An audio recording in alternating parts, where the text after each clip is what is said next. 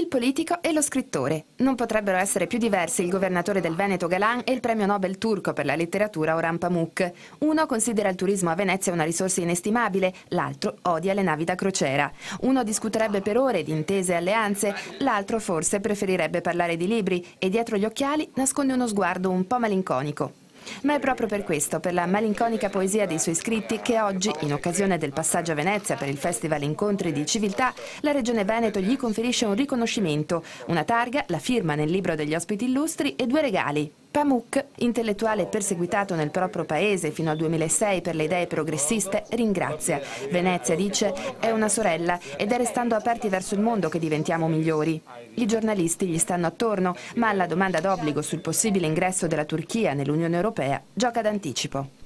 E se mi chiedete qual è la mia opinione riguardo all'adesione della Turchia all'Unione Europea, vi rispondo esattamente la stessa cosa, che ci deve essere pace e che la Turchia deve essere parte dell'Unione Europea in pace. We shouldn't look for clash points, but for points of harmony.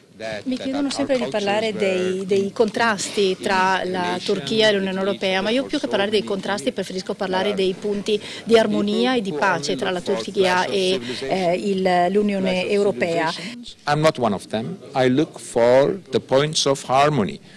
È contento, dice, perché l'Italia è d'accordo sull'ingresso della Turchia e anche per il presidente del Veneto non ci sono dubbi. Il paese è pronto a entrare nella UE e per noi questa è un'enorme opportunità commerciale. Attenzione però, sul ruolo e la condizione delle donne, gli occhi vanno tenuti bene aperti. Io non tollero, non sopporto, combatterò nel modo più forte possibile la concezione che i fondamentalisti islamici hanno della donna e il trattamento a cui le donne, laddove le forme fanatiche di questa